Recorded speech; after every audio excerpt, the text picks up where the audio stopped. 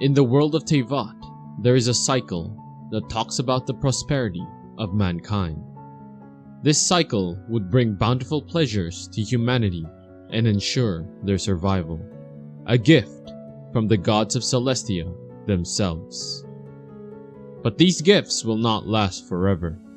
The gods know that their prosperity will eventually end, and when asked why it would end, no answer is ever given. If the gods know that it would all eventually come to an end anyway, why do they continue to provide humanity with prosperity? What exactly is Celestia's duty?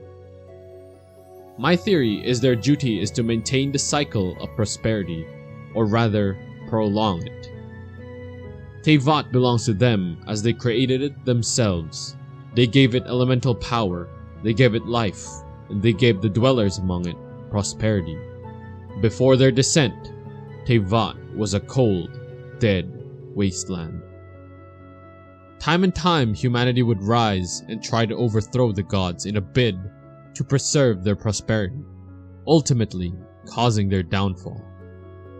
While this may be the way of things, not all of the gods want humanity to suffer, despite the repeating cycle.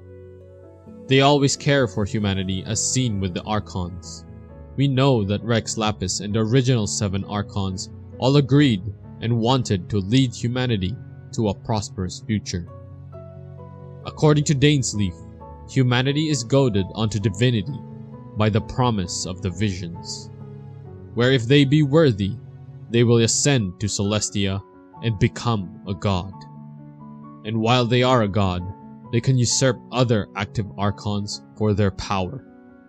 Or they may be appointed an empty seat, such as when Barbatos and the new Dendro Archon was appointed, which suggests that Celestia has some form of hierarchy, and the Archons are one of the lower seats sent to rule Teyvat. They maintain the cycle as long as possible, as there is something special in regards to the life in Teyvat, and that is humanity's power to provide worship. Celestia receives power from worship. As Barbatos has explained, the Archons receive power based on their ruling of their respective domains. The less they rule, the weaker they become. This may be due to worship or some other factors not yet aware of. But what goads humanity into fighting against the gods? In Liyue and Mondstadt, we see that the majority of people are thankful for their gods and want nothing but receive their blessings and praise, even that of Barbatos, who has been absent in Mondstadt for centuries. They are goaded on by the Abyss, a force that contradicts the divine, a power which may be even greater than that of Celestia. But they lack worshippers and beings that can actually wield that power, which is why the Abyss is actively looking for powerful forces that can wield it. Such is the case with Dvalin, and more recently, Aziel, who they are trying to turn into a mechanical god. The Abyss wants to bolster their ranks and power to challenge the gods and end the cycle. However, by doing so, they might instead cause the end of all things. For without the gods and their blessings, will Teyvat even stand? Teyvat is their creation, and perhaps they are the ones who are holding it together. If the gods disappear, will their blessings and their bountiful prosperity also end? If the cycle is not the way to go, and the Abyss might cause the end, what other options is there? The Fatui may have an idea.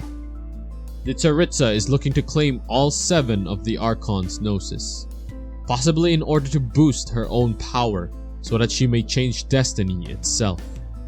We know that she is rebelling against the divine, which is why the Fatui hope to be on her side when she claims the seat of Celestia and have the power to change destiny.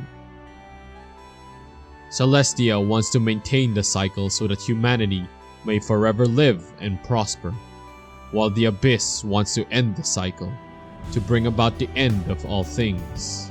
and end the suffering. And the Fatui want to overthrow the current rulers of Celestia and change destiny. But what about you, traveler? Which side will you join?